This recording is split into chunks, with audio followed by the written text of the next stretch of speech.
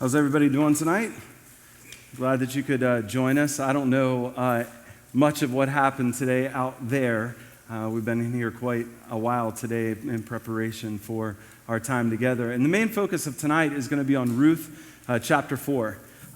We've been journeying through Ruth for the last several weeks, and what a beautiful, beautiful, powerful story that all comes to this amazing climax tonight as we go into chapter 4. And regardless of how your day is going or how your week is going, our prayer, our desire, and our hope is that as we look into the pages of Scripture, that God, by His grace and by the power of His Spirit, would change our minds and hearts and affect us in such a way that He draws us more and more and closer to Himself. And to that end, that's our aim of tonight as we look at chapter 4 together. If you're new with us, we're just going to go verse by verse through chapter 4. And as we do, I really want to focus in tonight on generations. Generations. Now, how many of you grew up in such a way, you don't have to raise your hand on this, but you grew up spending time with your grandparents?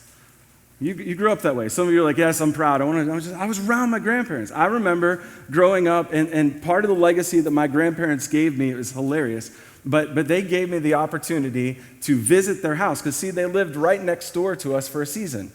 And so I grew up in Butler, about 40 minutes from here, and I would get up in the morning, and then I don't remember exact age, probably around 5, 6, 7 years old, and I would go up in summertime, and I would knock on my grandma's door, and she would open the door, and she says, yes, and she would call me Scotty and whatever. Don't even start with that, people, okay? And what would you like? And I was like, Grandma, you got any pudding for me? You got any pudding? I mean, she loved making pudding, and I loved eating it. In fact, several years ago when she died, and my grandfather had died before that, they lived in Florida, they had relocated, and we went down to their house, and on top of the refrigerator, I kid you not, was between 100 and 200 boxes of pudding. And I said, what is all this for? And it was in case I ever visited. Oh, isn't that just like, I visited people, but I'm not eating 200 boxes of pudding. Come on now. All right? And you can think back about the generations that were before you, but oftentimes we don't spend enough time thinking about the generations that will come after us, the descendants that will come through us. And tonight in Ruth 4, as we open it up, there is something here that helps us to see the generations before, but more so see the generations that are coming after. And the beauty of Ruth is that here in chapter 4, we see the promise come to fruition of the Redeemer, identified and obedient. Ruth 4, verse 1. Now Boaz had gone up to the gate and sat down there, and behold, the Redeemer of whom Boaz had spoken came by. So Boaz said, turn aside, friend, sit down here. And he turned aside and sat down. And he took with him 10 men of the elders of the city and said, sit down here. So they sat down. Now here's what happened. If you weren't here with us last week as we were looking at Ruth 3, she changed her garments. She went and pursued Boaz. And this outsider, this one who doesn't belong where she is, but she gave everything back in Moab, has now come. And at the feet of Boaz, she laid it all on the line and said, would you redeem me? Translation, would you marry me? Would you marry me? And Boaz said, I would love to, but there is someone who is a closer relative, who has the right and the power to redeem you. And so if he won't, I will. And he gave all sorts of about 75, 80 pounds of grain to Ruth to take back to Naomi.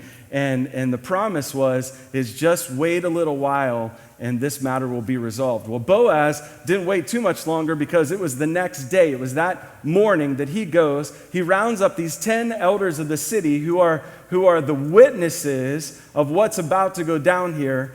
And Boaz had planned it out to the T of how this is going to transpire. And so this Redeemer, who is closer, who has the authority and has the right to redeem Ruth, just happens to walk by. We don't even know his name. In fact, we're going to see here that the writer goes out of his way not to share what his name is. In fact, in the Hebrew phrase of what's here, the English translation would be Mr. So-and-so. Mr. So-and-so. Now, that doesn't sound all that personable. That doesn't sound all that honorable. But I think there's many different literary features here that are at play. In many ways, Mr. So-and-so, man, he has an offer that he just seems like he can't resist. In fact, watch how fast he responds to what Boaz is about to offer. Then he sat down, then he said next to the Redeemer at the gate, the place of negotiation, Naomi, who has come back from the country of Moab, is selling the parcel of land that belonged to our Redeemer, Elimelech. That's Naomi's husband, who has passed away. So I thought I would tell you of it and say, buy it in the presence of those sitting here and in the presence of the elders of my people. Let's make it official. If you will redeem it, redeem it.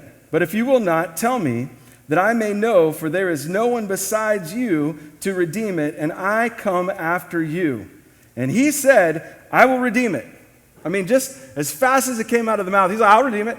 There's land, I want land. Remember, what were the prized commodities of this culture, of this era, of this time? What was it?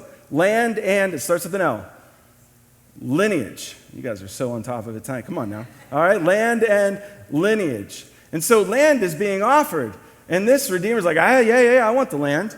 Now, I don't want to spend a ton of time on this, but no land has been mentioned in any of the previous chapters. In fact, as I was reading through this is the fourth time that I've taught on Ruth 4 over the last several years.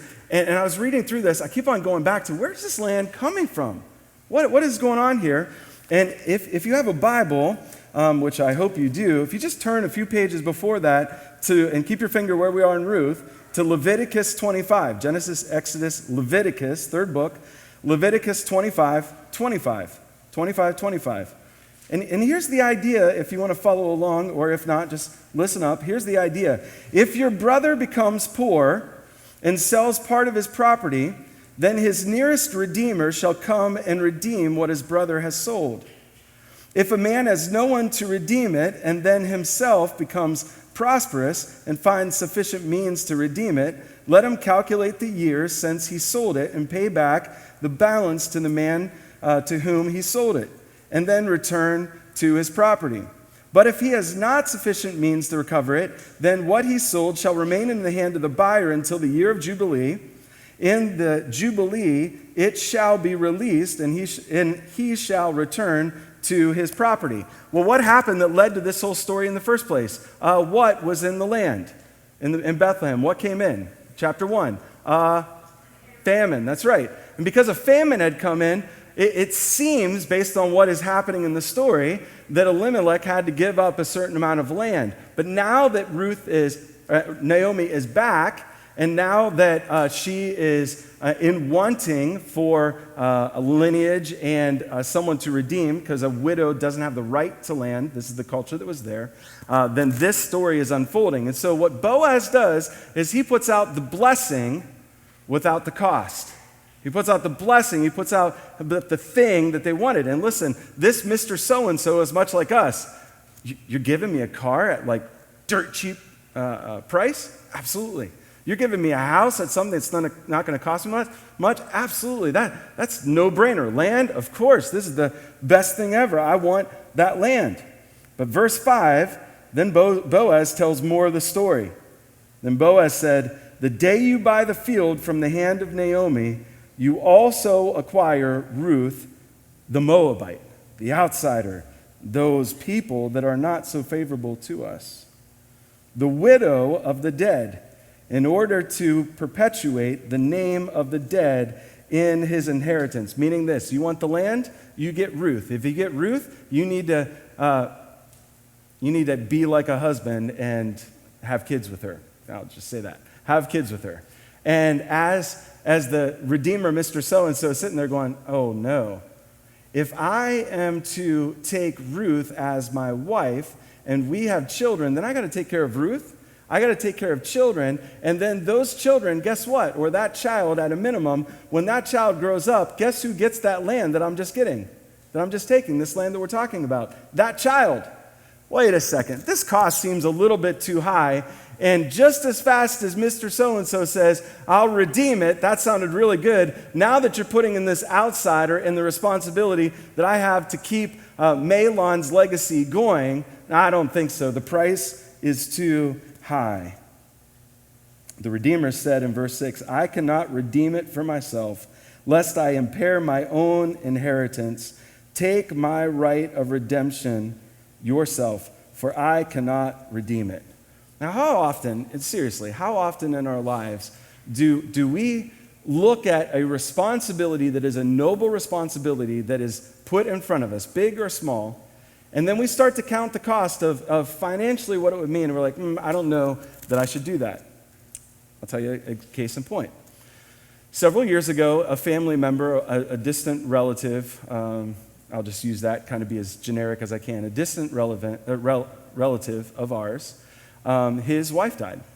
And he was up in age. He was around 80 years old, and or in his early 80s, maybe 84, something like that. And his wife died, and within a few months, he's like, I cannot be alone. And it just so happened that he had interest really soon with another woman who was 10 years younger, like mid-70s. And they're like, oh, this is great. This is good. We should be together. And so because of retirement funds, they decided they were just going to move in together. That they knew that the right thing to do if they were interested in each other was to get married, but because of retirement funds and how confusing that would be in pension and stuff like that, we're going to live in together. And for whatever reason, I don't understand this part, they invited me out to dinner with my wife to explain the situation and how God was looking favorably upon this arrangement. Now, this seems like a dicey little thing. One, it's a distant relative. I don't have any say in the matter, and I'm not sure why it was meant to be kind of justified that way as we went out to dinner. And lo and behold, simply because of tax code and it might cost them something, we can't get married, and therefore we should just move in together. And for several years they lived together until he had to go into a home. The point of bringing up this story is this Mr. So-and-so is kind of saying the same thing. I know that this is the noble thing to do. I know that I probably should do it, but that really is going to mess up my inheritance, and I don't think I can let go of some of those dollars that would be there, and I don't know what that would mean for my descendants as well. That just seems too much. So verse 7, check this out. Now this was the custom in the former times in Israel concerning redeeming and exchanging. To confirm a transaction, the one drew off his sandal and gave it to the other, and this was the manner of attesting in Israel.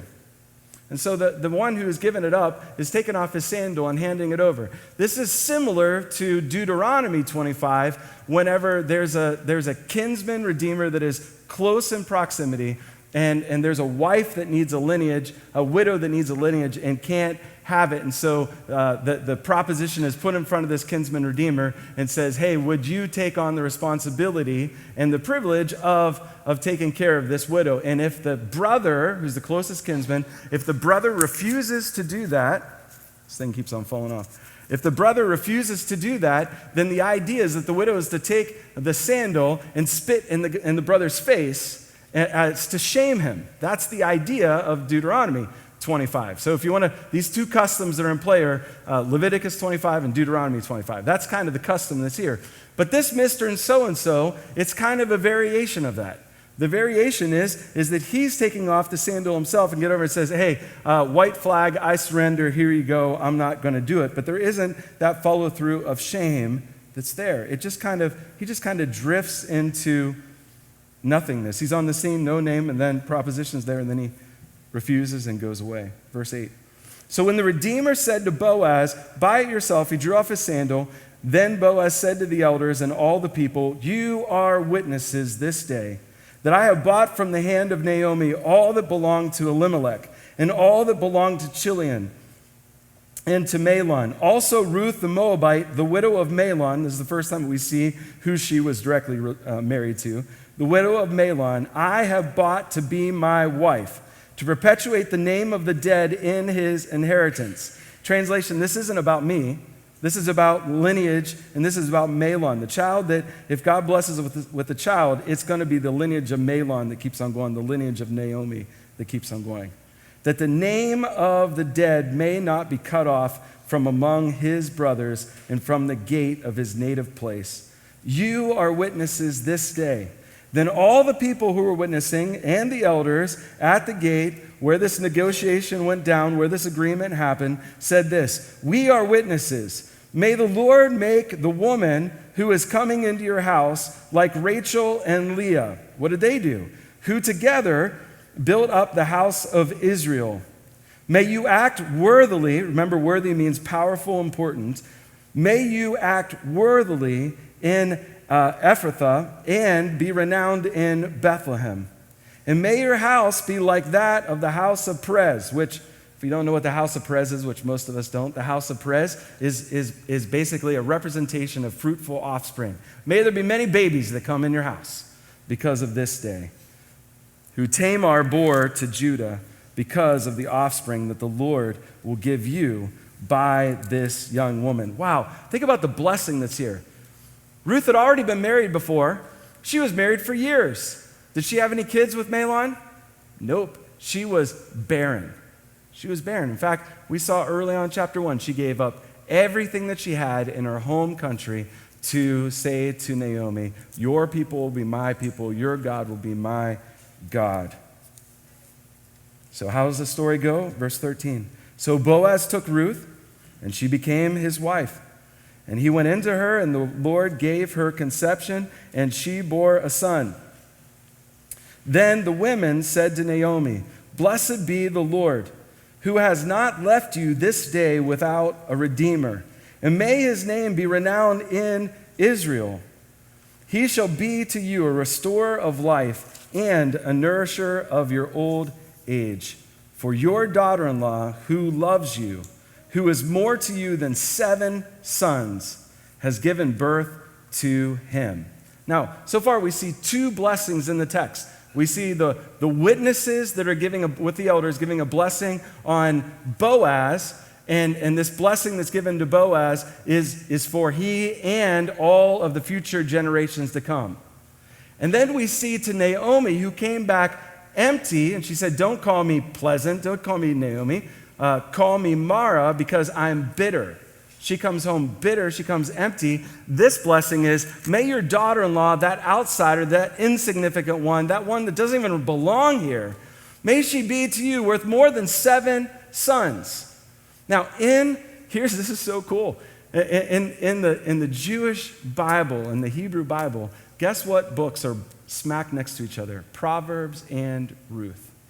And many people believe that when you're reading through the Proverbs woman, this woman, who is she? This noble one of Proverbs 31, that you're actually reading about Ruth. This woman lost her husband. This woman lost her 2 sons. She was empty. She was bitter. She had nothing. And the people are blessing her, saying, may this outsider woman, arguably this Proverbs 31 woman, may she be more to you than 7 sons. There's something about a pathway from emptiness to fulfillment that God uses in the midst of chaos and in the midst of us knowing what's next. God uses to satisfy and fulfill beyond measure. And that's what's happening.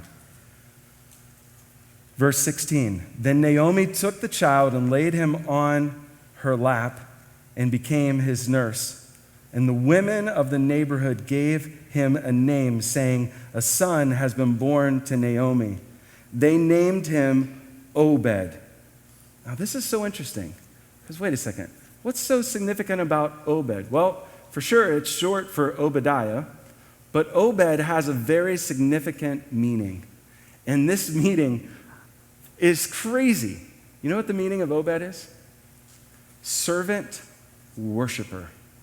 Servant worshiper. And there's a parallel here in the literary function of this name Obed, and here's what it is.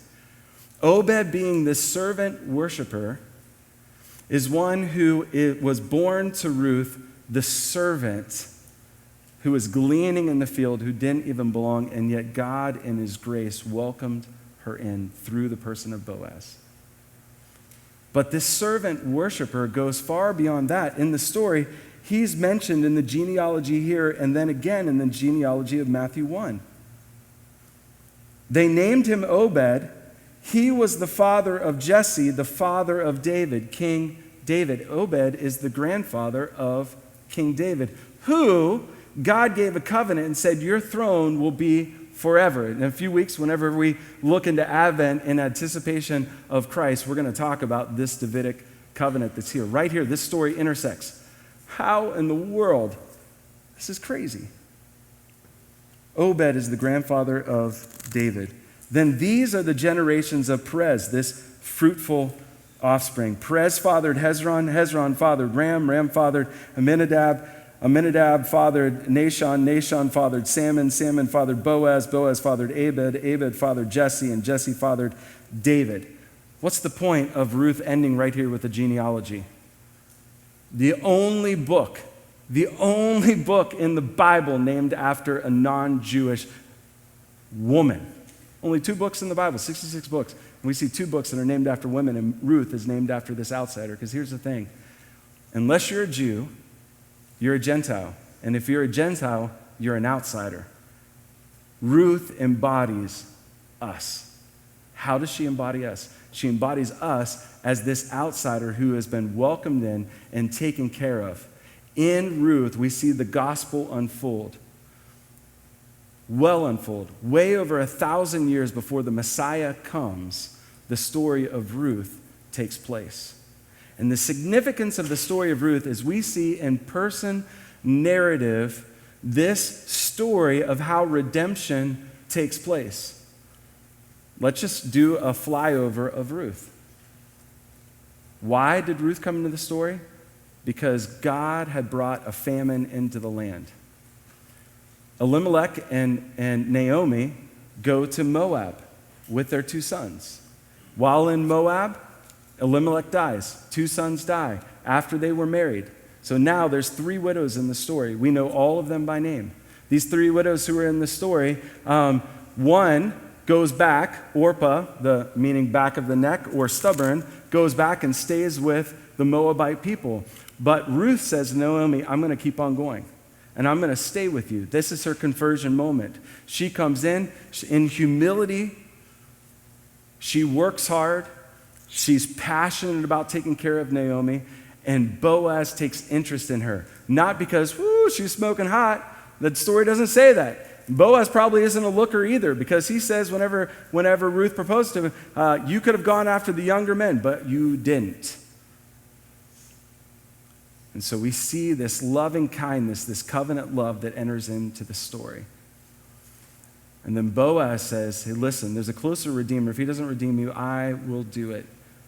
And God intervened. God is the one that opened up Ruth's womb and gave her the blessing of a son. And in that son, in that blessing, enters into the lineage of Christ. In fact, the lineage of Christ is scandalous. Because not only do we have Ruth, this outsider who's in the lineage of Christ, we also have Boaz's mom, who was a prostitute. Think about this. Rahab enters into the story. The lineage of these people who paved the way of the coming Messiah. No one would write the story this way, and yet this is the way that this story is written. Now, how are we like that? How does redemption come in?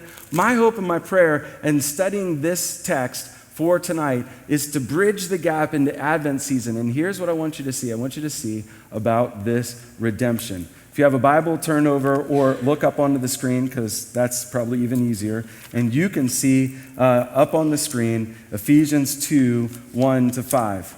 Ephesians 2, 1 to 5 is incredibly powerful. And in Ephesians 2, 1 to 5, we see the story of our conversion. This is the story of those who are in Christ. This is the way we all started. Think about this, and may we see this with sober judgment. We were dead in our trespasses and sin, in which we once walked, following the course of this world, following the prince of the power of the air, the Spirit that is now at work in the sons of disobedience, among whom we all once lived in the passions of our flesh, carrying out the desires of the body and of the mind, and were by nature children of wrath like the rest of mankind. This is our story.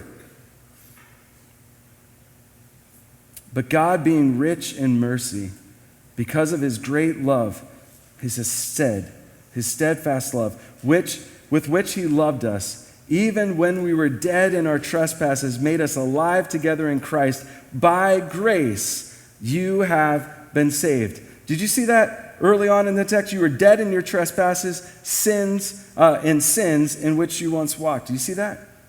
We were sons of disobedience. We were alienated from God. We were outsiders. Worse than being a Moabite, we were the outsiders. We were alienated. Every single one of us. Regardless of how cute little children look, little babies, they're great. They're awesome. Except for at 2 in the morning when they're screaming their head off. I've been there 5 times. Children of wrath, sons of disobedience. But then if you just turn one page before that or look up on the screen, Ephesians 1:7. What does Ephesians 1:7 say? In him, in Christ, we have redemption through his blood, the forgiveness of our trespasses according to the riches of his grace. That redemption means to buy back. Boaz had the right and he had the power to buy back Ruth and to redeem Naomi, to give them a lineage, to give them land, to take care of them. And that's what he did. The Redeemer over all of us in our sin and in our trespasses, as we were alienated, children of wrath, sons of disobedience, we were redeemed by the blood of Christ. Christ's blood was shed for you and for me. Jesus in his life and in his ministry and in his legacy, he was known as a friend of sinners. He was at the bars, he was with the tax collectors. In fact, whenever he died, he even died among the sinners. He died flanked by thieves. This is us. This is the story of us. I know that makes you think of like a TV show, but it has nothing on this story. And here's the thing. You and I, if we've been raised in the church and heard the story over and over and over again, there's something that we take for granted about his blood. There's something within us where our hearts are either hardened to it and say, I've been there, done that, learned that before. I don't know why this is so significant. I don't know why we talk about this. Here's why we talk about it. Here's why it's significant tonight. Because you and me, we need to be reminded of the fact that we have something to celebrate, and it's greater than any sports team in this town. Even if we had winning records across the board with every sports team, and the town would be like, woo, this is awesome, let's party central. Listen, that is nothing on the story of redemption that was given to us by his blood. And yet when we worship together, it's like, I don't know, this might not be my song. Maybe the next song will be my song.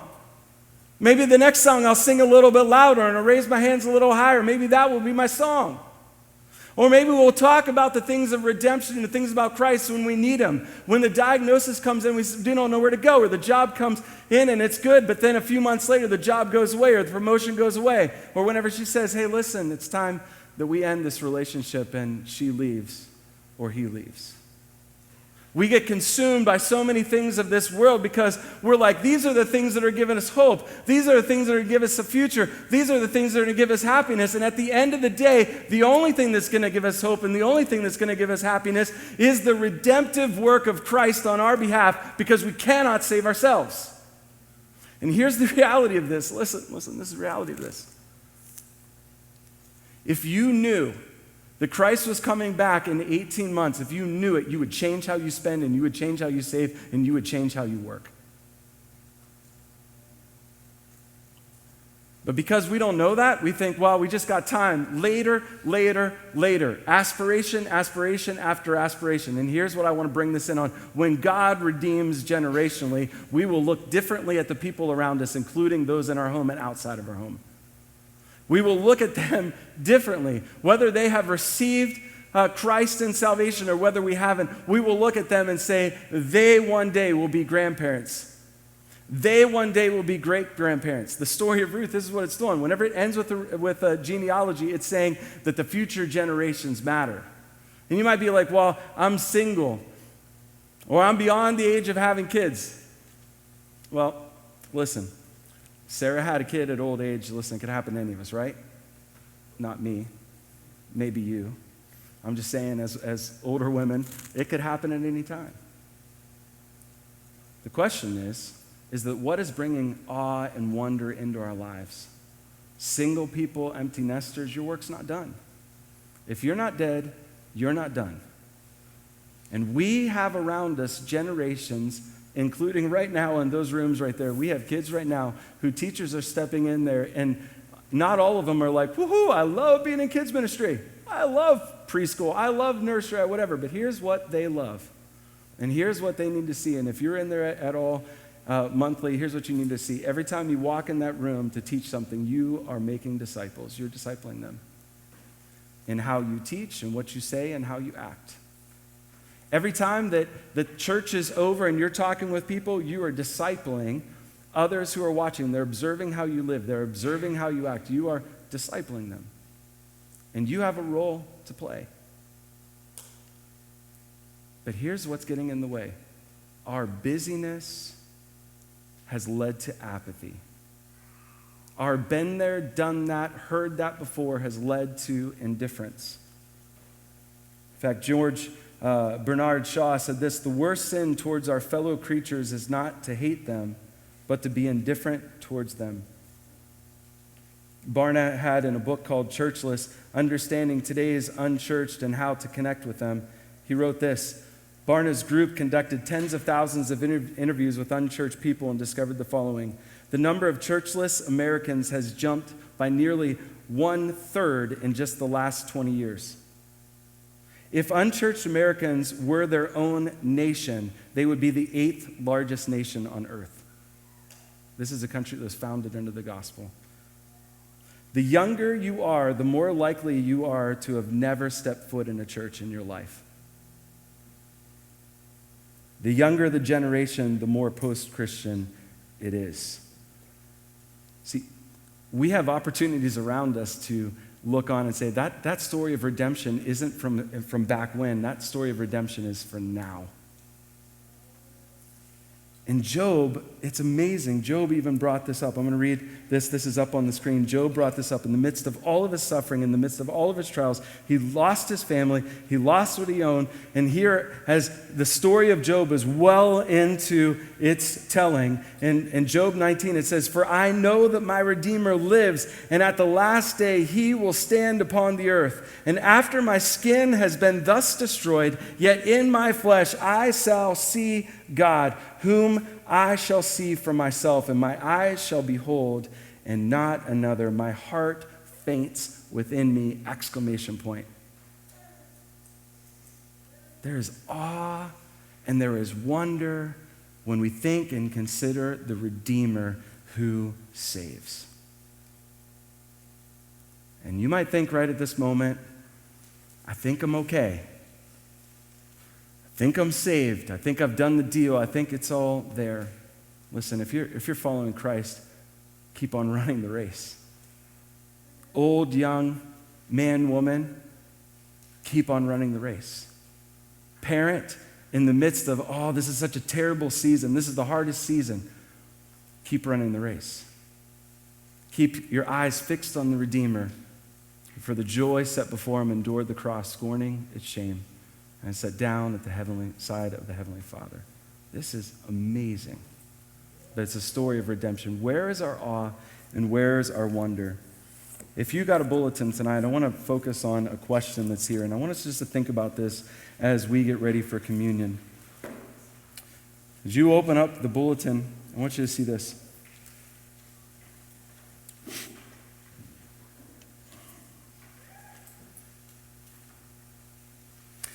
In light of the book of Ruth, how might we better discuss and celebrate the redemptive love of God?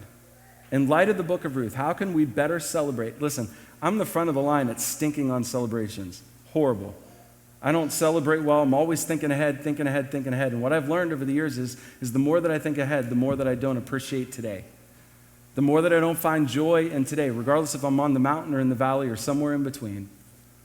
But there's celebration that we have. And I think the reason why, as we're about to transition into communion together and celebrate the Lord's Supper, the reason why communion is so important is we have something to celebrate, that our Redeemer lives, and one day we will see our Redeemer face to face. Maybe to some of us it's tonight. Maybe to some of us it's in 18 months. Maybe to some of us it's 18 years. Or maybe it's beyond that. That doesn't matter. We're going to see him face to face. And until then, when we come together and celebrate communion one with another, we celebrate together the Redeemer lives. We celebrate together that we were under the curse. We celebrate together that he redeemed us from the curse by his blood. And we lift our voice in song saying, Jesus is better than anything this world ever has to offer. And we come together and worship. We remind each other of that fact together. Let's spend a moment thinking about how can we better celebrate the redemptive love of Christ? How can you better celebrate it too? And when you think about the descendants and the generation to come, how can we promote and talk about the goodness of God because he's the one who has redeemed?